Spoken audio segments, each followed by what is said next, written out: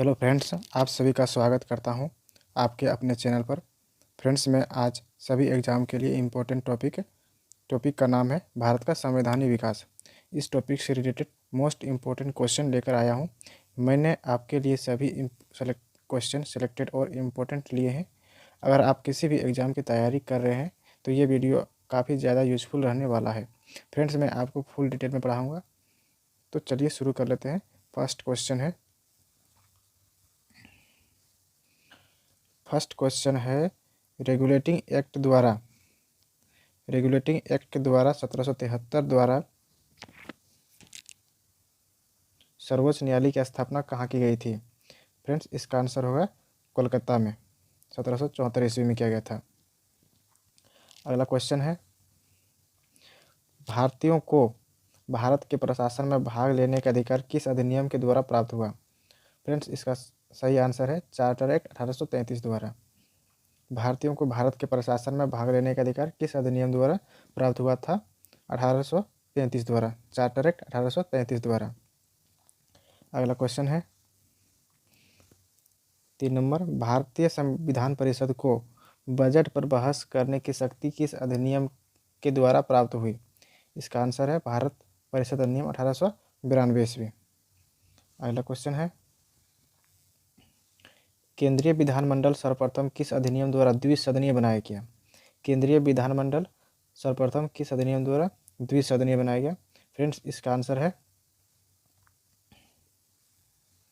1919 के भारत शासन अधिनियम द्वारा। अगला क्वेश्चन है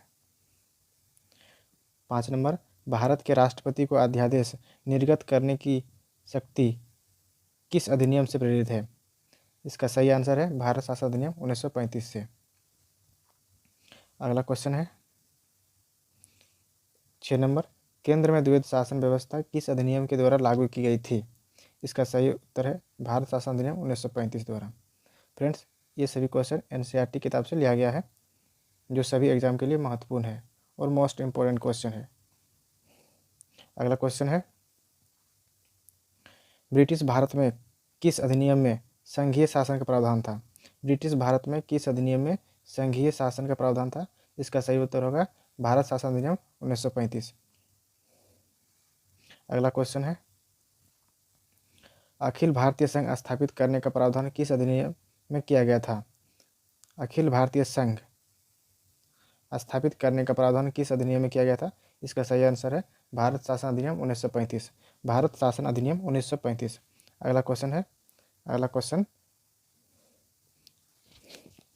एक इम्पोर्टेंट टॉपिक है, भारत के संविधान में केंद्र और राज्यों के मध्य किया गया शक्तियों का विभाजन भारत सरकार अधिनियम 1935 पर आधारित है। नेक्स्ट 9 नंबर, एक निर्वाचित संविधान सभा द्वारा भारत के संविधान का निर्माण करने का प्रस्ताव किसके द्वारा दिया गया था? क्रिप्स मिशन द्वारा 1942 में। अगला क्वेश्चन है, भारतीय संविधान सभा का गठन किसके अंतर्गत किया गया था? फ्रेंड्स, भारतीय संविधान सभा का गठन किसके अंतर्गत किया गया था? कैबिनेट मिशन 1946 के अंतर्गत। अगला क्वेश्चन 11 नंबर, कैबिनेट मिशन द्वारा प्रस्तुत योजना के अनुसार संविधान में प्रांतों से प्रतिनिधियों का निर्वाचन किस अनुपात में था? फिर से, कैबिनेट मिशन द्वारा प्रस्तुत योजना के अनुसार भारतीय संविधान सभा में प्रांतों से प्रतिनिधियों का निर्वाचन किस अनुपात में था? प्रति 10 लाख जनसंख्या पर एक सदस्य था। इसका सही आंसर है प्रति 10 लाख की जनसंख्या पर एक सदस्य। अगला क्वेश्चन 12 नंबर, भारतीय संविधान का निर्माण करने वाली संविधान सभा के सदस्यों का चुनाव किसके द्वारा किया गया था? इसका सही आंसर है विभिन्न प्रांतों की विधानसभाओं के द्वारा। अगला क्वेश्चन 13 नंबर, भारत के संविधान सभा की पहली बैठक कब हुई थी? भारत के संविधान सभा की पहली बैठक कब हुई थी? 9 दिसंबर 1946 को। इसमें बता दें कि पहली बैठक की अध्यक्षता डॉक्टर सच्चिदानंद सिन्हा कर रहे थे। डॉक्टर सच्चिदानंद सिन्हा एक अस्थायी अध्यक्ष थे। अगला क्वेश्चन 14 नंबर, भारतीय संविधान सभा का अस्थायी अध्यक्ष किसे चुना गया था? संविधान सभा का अस्थायी अध्यक्ष किसे चुना गया था? इसका सही आंसर है डॉक्टर राजेंद्र प्रसाद। अगला क्वेश्चन 15 नंबर, संविधान सभा में नेहरू द्वारा उद्देश्य प्रस्ताव कब प्रस्तुत किया गया था? संविधान सभा में नेहरू द्वारा उद्देश्य प्रस्ताव कब प्रस्तुत किया गया था? इसका सही आंसर है 13 दिसंबर 1946 ईस्वी को। अगला क्वेश्चन है 16 नंबर, नेहरू द्वारा प्रस्तुत उद्देश्य प्रस्ताव संविधान सभा में कब स्वीकृत हुआ था? नेहरू द्वारा उद्देश्य प्रस्ताव जो 13 दिसंबर 1946 को प्रस्तुत किया गया था, यह संविधान सभा में कब स्वीकृत हुआ था? ये हुआ था 22 जनवरी 1947 ईस्वी को। अगला क्वेश्चन है 17 नंबर, भारतीय संविधान के निर्माण काल में संविधान सभा के कुल कितने अधिवेशन हुए थे? भारतीय संविधान के निर्माण काल में संविधान सभा के कुल कितने अधिवेशन हुए थे? टोटल 12 अधिवेशन हुए थे। इसका सही आंसर है 12। अगला क्वेश्चन है 18 नंबर, भारतीय संविधान के निर्माण में संविधान सभा को कितना समय लगा था? भारतीय संविधान के निर्माण में संविधान को कितना समय लगा था? इसका सही आंसर है 2 वर्ष 11 माह और 18 दिन। 2 वर्ष 11 माह 18 दिन समय लगा था भारतीय संविधान के निर्माण में। अगला क्वेश्चन है 19 नंबर, भारतीय संविधान सभा के संवैधानिक सलाहकार कौन थे? भारतीय संविधान सभा के संवैधानिक सलाहकार कौन थे? इसका सही आंसर है सर BN राव थे। भारतीय संविधान का प्रथम प्रारूप BN राव द्वारा तैयार किया गया था। अगला क्वेश्चन है 20 नंबर, भारत के संविधान सभा ने वर्तमान रूप में राष्ट्रीय ध्वज को कब अपनाया गया था? भारतीय संविधान सभा ने राष्ट्रीय ध्वज को कब अपनाया था?